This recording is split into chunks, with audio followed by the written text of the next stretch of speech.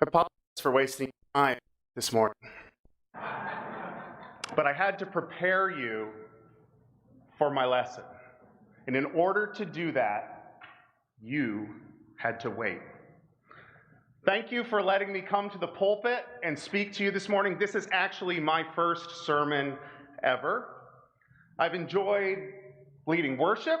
I've enjoyed teaching class. But I've realized in this preparation that preaching is a different gift. And maybe it's not my best skill, but it's something that I'm going to do something with you today. I even probably reached out to ChatGPT to see if it and the AI would write my sermon this morning. But you wouldn't be so lucky. So last weekend I was down in Gatlinburg, and I got to hear David Skidmore, Brad Tate, Phil Brookman, Jeff Walling all preach. And they set the bar for me so high. It was like, man, I am never going to be able to meet with those brothers set to our kids. Please talk to the youth of this church that saw those sermons last week. There's bits that have stuck around in my mind, and you can see how productive those sermons were in the new Christians we have with Kate and Will. So I want you to realize that message last week is from John chapter 17, and it's the hour has come, and that is a very timely message when I'm talking about things like waiting. I did feel your prayers of encouragement. Since this is my first sermon, I'm not going to put all my sermons that I've been saving up for years into it. This is probably going to go quickly. And it came because Oliver asked me. I would have never stepped up here before. He asked me to talk about the search committee. Oh, one more. There we go. Okay, so you're going to have to wait again. I apologize. We'll have some countdowns later in the sermon. But here we're going to talk about what we've done so far. And the 9 of us together have grown really close in this process. Know that we are working every day, whether it is in prayer, whether it is calls. So we started this process. We assessed what we were like as a church. Because if we're going to ask someone to join us and become a minister here, we needed a way to make sure that they knew who we were. And so we took that and we built our candidate package. We talked to recommenders. These are people that have been in faith a long time who experience many different other preachers, and they gave us 19 candidates. We're like, wow, that's so awesome. 19, we'll surely find. And out of that 19, we found 2 that are interested in walking forward with us. That shows you the landscape that we are in preachers today. And you know, I want to find you a professional because you get what you pay for, and I was free. I'll just put it that way, okay? So I know that all you are waiting, and I want you to join with all of us in waiting and follow what I'm going to share with you this morning. So I titled my sermon this morning, Awaiting in Grace. It is something that I needed to learn as I've been leading this search committee. We receive God's grace, and He puts us in this place of waiting. And this theme is related to the larger theme for the church this year. For our guests, our elders have said our theme for 2023 is God's amazing grace. And so I was like, amazing and awaiting, those sound similar. That's probably what I wanted to do. And that's where we're going. But where do you find this waiting in the Bible? The answer is all over. What I chose to preach on this morning is Isaiah. And Isaiah, as he's preaching, and it's a really long book of the Bible, there happens to be a lot of waiting. The Israelites have moved away from God. They're being assailed on all sides by foreign kingdoms. And I want to see how Isaiah steps back and uses his words of encouragement to demonstrate his faith and live by grace. So let's begin this morning. Ooh. You got it up there. I'm not going to click anymore. So, O Lord, be gracious to me. We wait for you. Be our arm every morning, our salvation in the time of trouble. How did that video at the beginning of my sermon make you feel? Were you anxious? Yeah.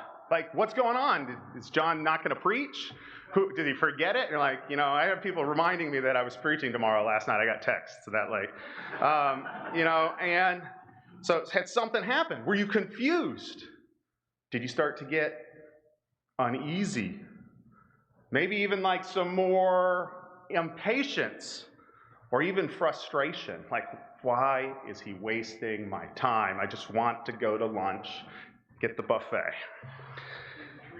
Intrigued, okay. That's maybe a better response. So I want to say that we do live in the time of trouble today. Isaiah, over almost 3,000 years ago, about the 700s BC, was writing these words. And he realized they were in a time of trouble. We are in a time of trouble today, and we need the Lord's grace. So there are many examples where God uses waiting and teaches us how Christians can respond. Does this, you guys recognize where we're at? I think this is Ashley's commute every morning. I picked it because it's probably one of my favorite stretches of roads, and that's in a fully sarcastic thing. DC was rated the nation's worst traffic before COVID. It just had taken over LA, has the amount of time wasted by everyone on the road. So any time that we are placed in this kind of scene, my blood pressure, it just starts getting rise up. All it would make it better would be a kid in the back seat saying, "Are we there yet?" as we're heading, west towards Annapolis or something like that, right? So we have been conditioned by the people around us, the world, to react to anything that delays us. We get frustrated when we see those red brake lights that are always there. We get anxious, we get irritable because we do not have control. If there's any place in the DMV that can bring out unchristian-like behavior, it is this little cross-city connector on the 395, 295 right here. Another reason to show you where we wait is Amazon, right? Thursday, I woke up and decided that for my office, I needed a new electric tea kettle. Boom.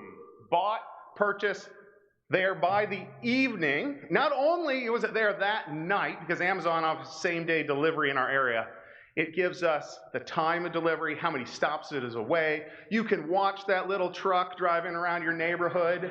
So you can, hopefully it's so that you can give this guy a blessing as he drops the gift off of your house. So it's not it. You're at work, you're watching it, and then you get that awesome picture on the right when they deliver it, just to make sure that's your house or no one has stolen it when you gotten home, right?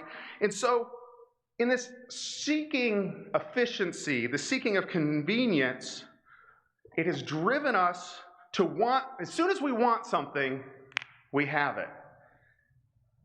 Why would any of us ever want to wait again?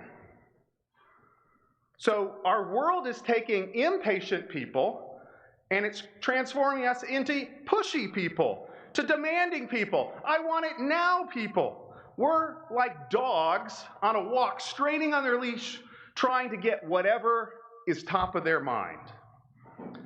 I use these 5 Ps as ways to kind of characterize the different ways that we can respond when facing problems that don't disappear or when we don't get a response to one of our requests. We start to panic. Did the people get us? Did we miss? Did they miss our message? Am I missing out? Right, the FOMO kind of world that we have. We start to push people or say, hey, can you do this for us? We need this. I want to move the scene around. I want to get in the way of this waiting, right? We start pushing. You start getting angry, like, this is the Karen coming out. I'm going to want to see your manager. I'm not, I'm sorry to anyone who's named Karen in the audience, but but it's a modern term. You can talk to me after the sermon if you want. Or we could pout. We start taking the self-pity. Woe is me. And then taking that pity one step further, we start suffering and plunging into this pit of despair or discouragement. I want you to realize that Amazon does not deliver some things. It doesn't deliver healing. It doesn't deliver comfort. It does not deliver hope. It does not deliver companionship. Since God has not given your prayers or my prayers a tracking device, we are left with Isaiah. And his words say, "How long, O Lord?" We find in the Bible and in our own daily experience that God uses waiting to accomplish his ends.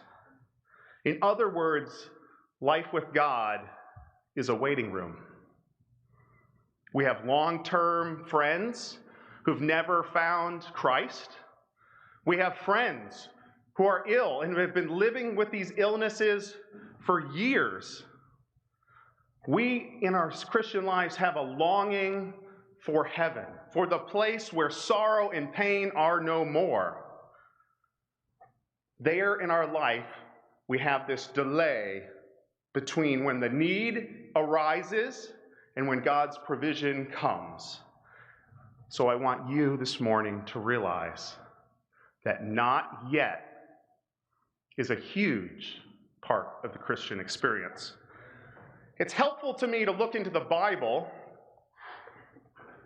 I got it, okay, and see that there are times of waiting. We know the story of Abraham. I'm going to focus on, he was 90 when God said, he's 75 when God said he'd have a son, and the blessings would come from this.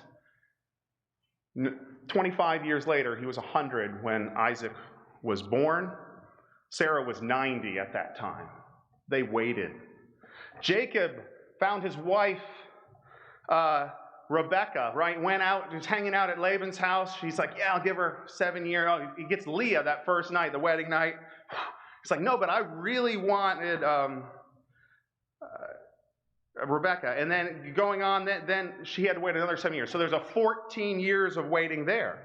David, he was anointed by Samuel as a shepherd. Then he served in Saul's court. He was then assailed by Saul, and then he ascended to the throne. That was 15 years he was being prepared to be king of Israel. Elijah went out to the brook Cherith, right? He was starving. There was no rain. He had ravens to feed him, right? God is taking care of him this whole time. But boy, was he waiting until it ends on Mount Carmel when that storm is there and he's running away from Ahab. And then we can talk about the Israelites in Babylon in their 70 years of exile, and in class even really talking about the times that are to come. So in the New Testament, I was like, what are the other waitings?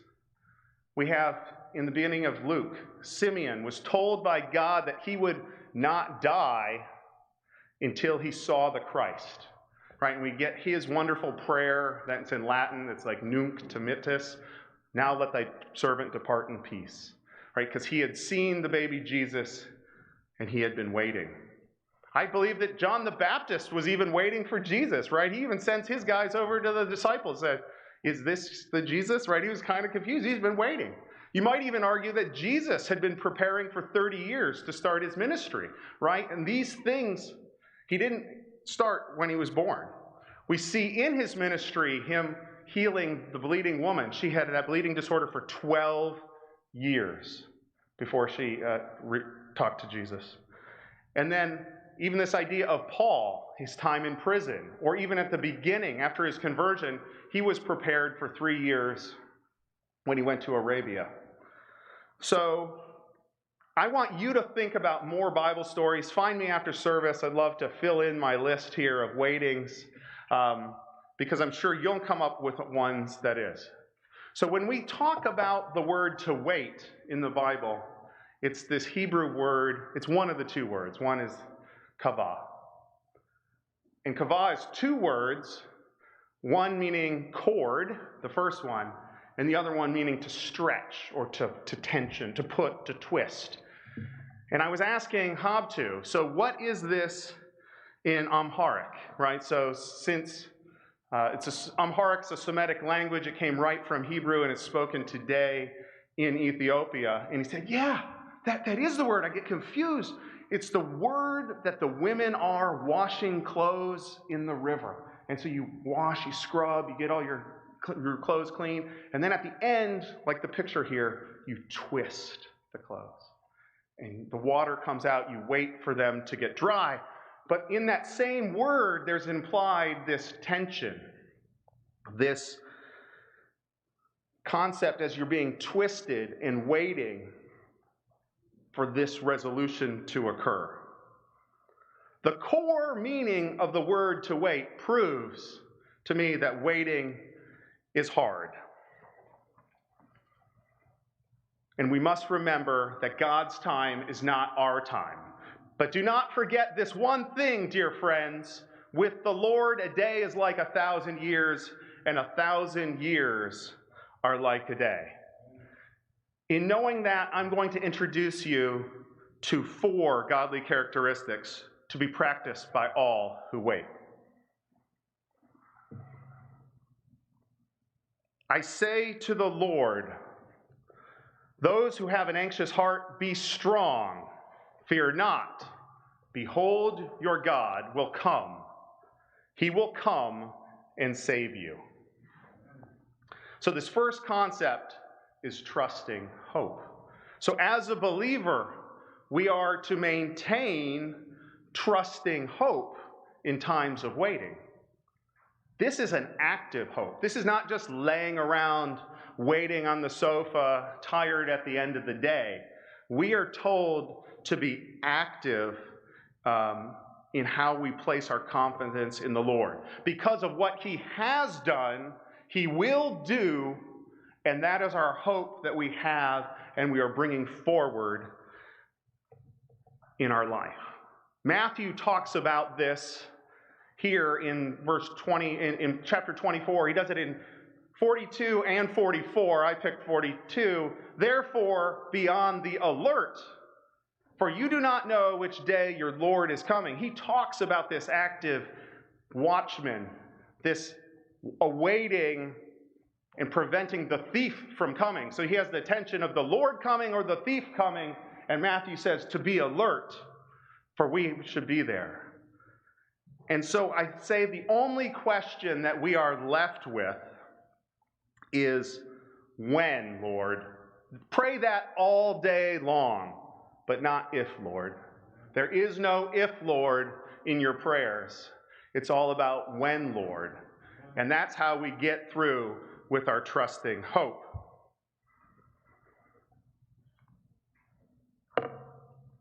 The third concept comes from Isaiah chapter 30, verse 15. In rest you shall be saved. In quietness and trust shall be your strength. The concept is quietness. I show you this picture because that's where we live today. That is like the largest hurricane that has ever come to the world.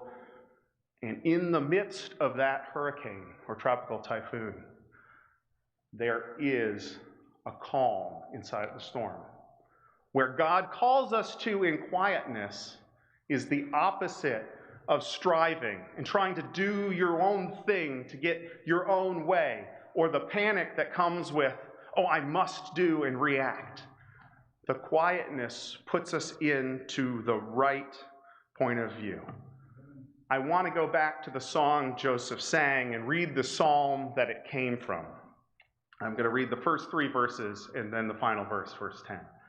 God is our refuge and strength, an ever-present help in trouble. Therefore we will not fear, though the earth give way and the mountains fall into the heart of the sea, though the waters roar and foam, and the mountains quake with their surging, he says, "Be still and know that I am God."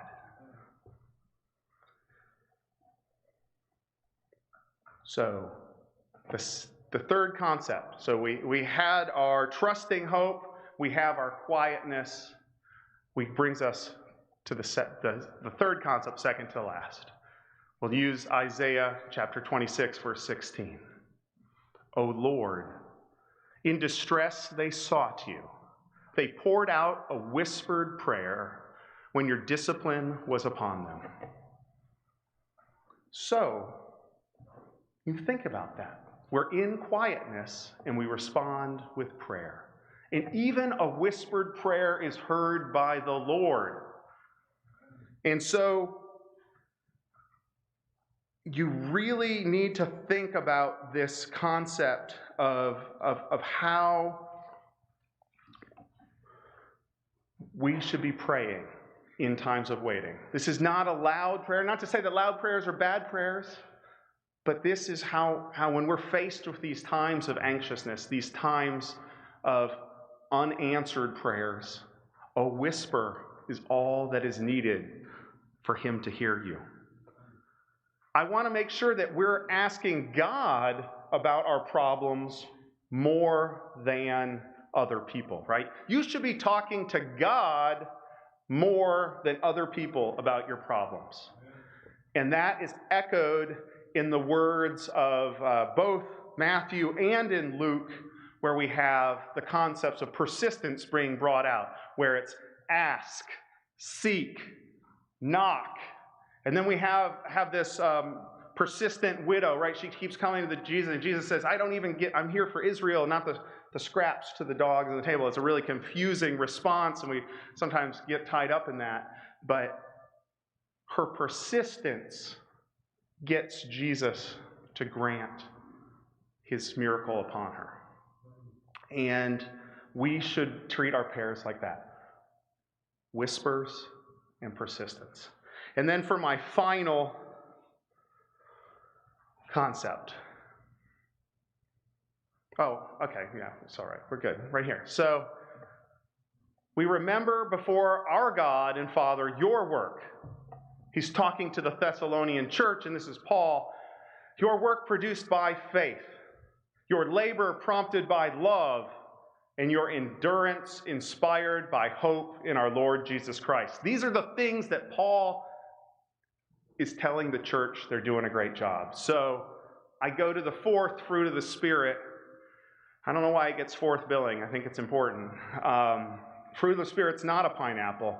Fruit of the Spirit, can we name them all? I'll get there. Love, joy, peace, patience, kindness, goodness, gentleness, faithfulness, and self-control. So those should live upon our hearts, remembering that grace will come precisely at the moment where God needs it to come. It will not come early. It will not come late. God is using that gift to do the most good in the world.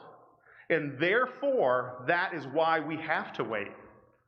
We have to be waiting for God's perfect time. I guess the problem is we don't know when that is. So this steadfast endurance that Paul is calling out to the Thessalonian church is inspired by our hope.